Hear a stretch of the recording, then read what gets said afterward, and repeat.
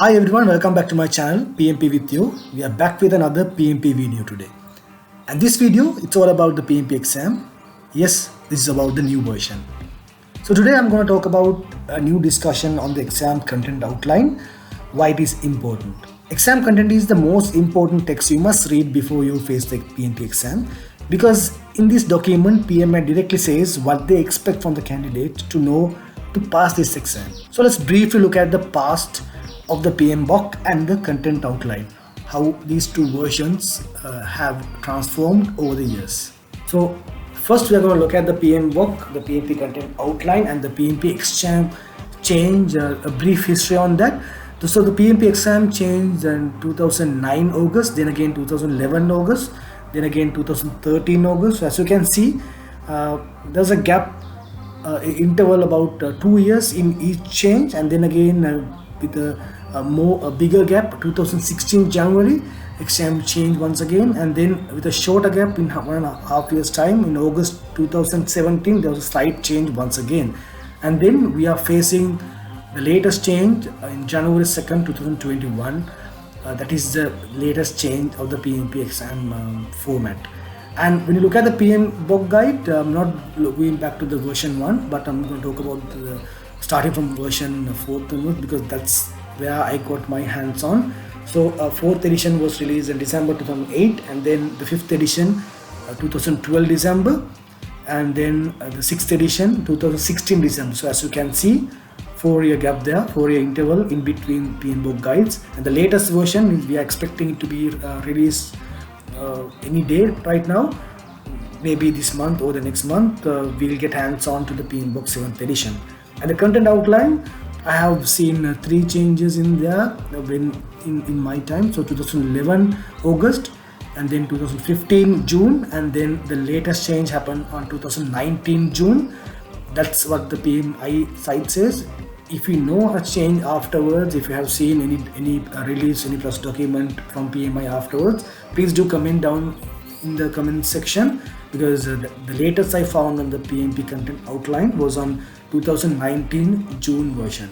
Alright, so guys, in this video we're going to talk about the PMP content outline, what actually PMI expect you to know about the project and the project management concepts, which they expect you to know when you face the PMP exam, and these are the areas that they will question you. So it's very important that you know what the content outline is and what PMI expect you to know when you face the exam. So stay tuned until the end of the video, and you know the drill now. Subscribe to my channel. I'm putting a PMP video every week, which will benefit in your preparation for the PMP exam. So all the best.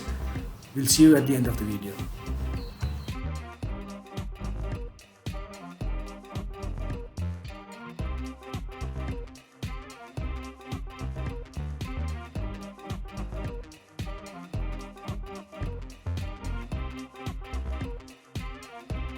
So guys, in the PMP content outline, they have divided the domain percentages of items on the test. So in total, 100% of your exam will be containing of components on people, process and business environment. So in the people quadrant, their question will be around 42%, and the process 50%, and the business environment is about 8%. So in this video series, I'm going to discuss about all the three of these domains, but first I'm going to start with the smallest component, which is the business environment, which you will find all the information in this video. In the next video I'll be doing about the people and then the process. So watch the entire series, guys. So we'll start up with the business environment, the 8%.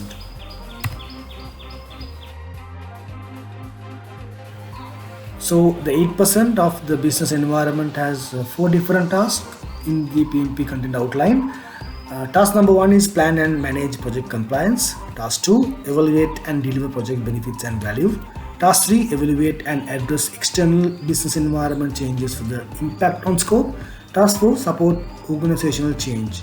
Guys, all these 4 tasks are equally important when you go to the exam, and I have tried to keep all the wordings as printed as it is in the outline, because it is important that you remember them. At least you have read them 3-4 times before you go to the exam, as it is printed on the PMP outline, because this is how it will appear on your exam. So it is always good you read how it appears on your exam. All right, so let's move on, guys. I'll be discussing each task individually and what it contains. I'm trying to keep all the wordings as I expect you to understand and remember towards your exam. All right, so let's move on.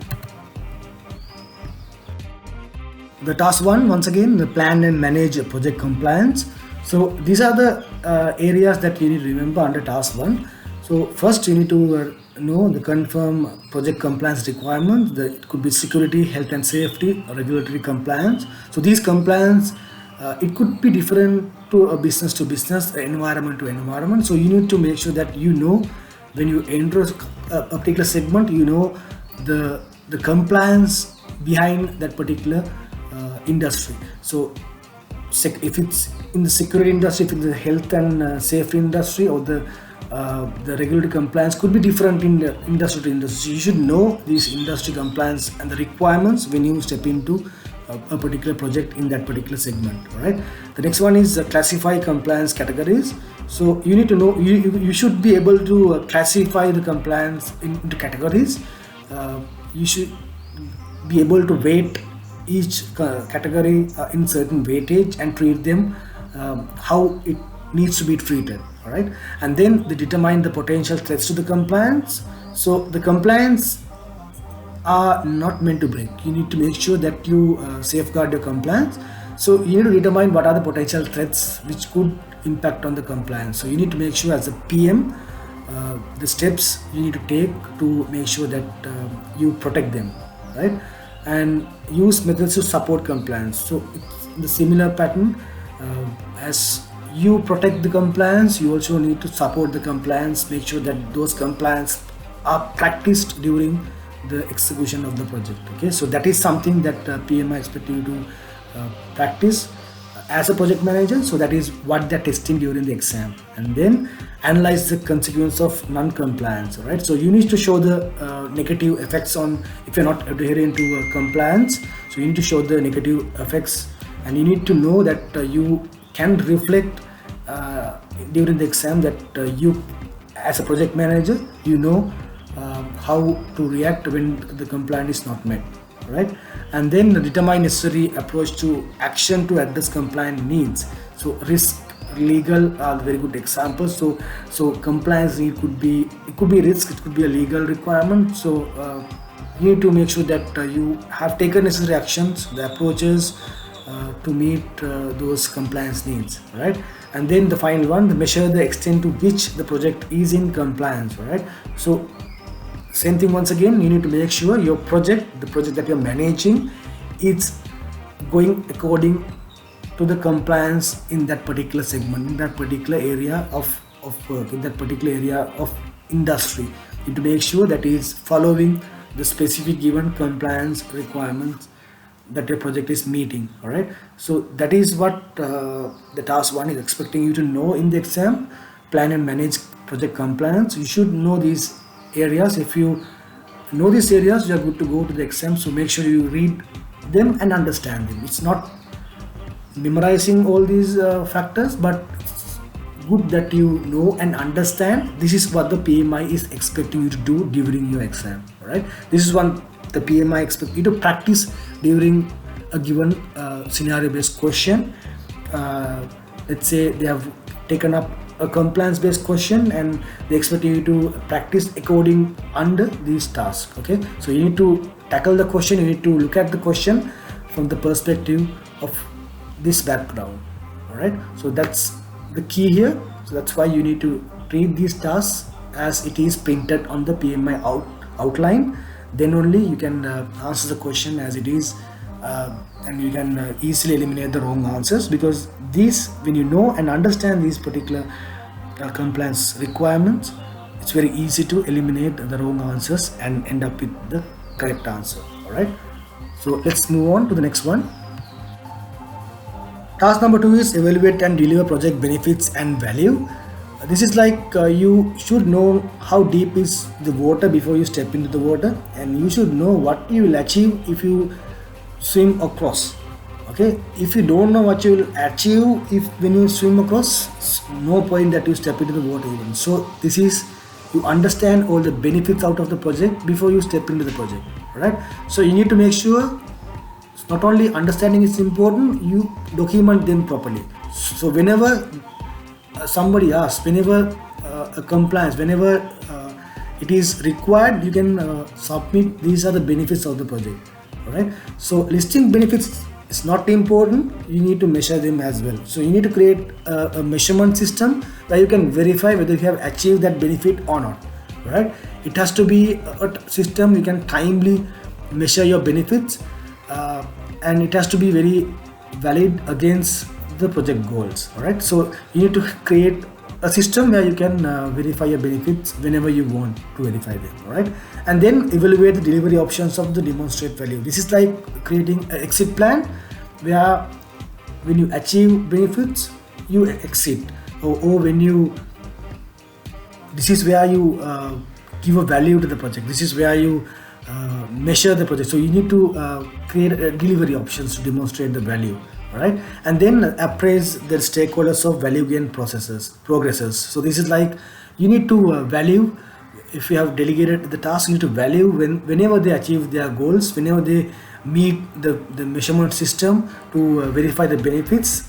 When they reach it, you need to make sure that you value their progress, you need to appraise them. Right, you need to provide them frequent feedbacks. All right, so you need to have a particular system to do that as well. So in this task, PMI expect you to know this, because they will create many questions on the benefits on the project, and they will ask you how you're going to evaluate them and how you're going to appraise your staff. So this is where once again you need to understand what they're expecting, not memorizing the entire thing, but read and understand each bullet point here, so you'll know what the expectation of the PMI in the exam. So when the question arises, a situation judgment question arises, you know what to eliminate and you know what the expectation from the PMI. So this is where these tasks comes in very handy during your exam. So make sure you read and understand them. Task number 3 is evaluate and address the external business environment changes for impact on the scope. So this is like protecting your scope during the project. The survey changes to external business environment such as regulations, technology, geographical and market changes. So you need to make sure that you have done particular relevant studies, enough studies to understand the regulations, understand the technology changes, understand the geographical changes and the market changes prior you step into the project. So this is something that you should do in the feasibility study, that you have done your homework when it comes to the project. Right, next one is that assess and prioritize impact on project scope backlog based on changes in external business environment. The sentence says the meaning of it. You need to assess and prioritize the impact. This is like categorizing the impact of those changes in the environment and treat them accordingly. So if you don't categorize them, you can't treat them accordingly. So you need to make sure you categorize them. You should give a weightage to certain factors, and you should give more priority, give more weightage, give more attention to some factors, some issues than a minor issue. So you need to make sure that you categorize them accordingly. And then recommended options for scope backlog changes or the scope changes, schedule cost changes. You need to make sure that you have a backup plan. You have if such change occurs, this is what I'm going to do. So you need to make sure that the options are created prior you walk into the project and prior you face such situation. Right, so you need to make sure that recommended options are being discussed and are being documented. And then continually review an external business environment for impacts on project scope backlog.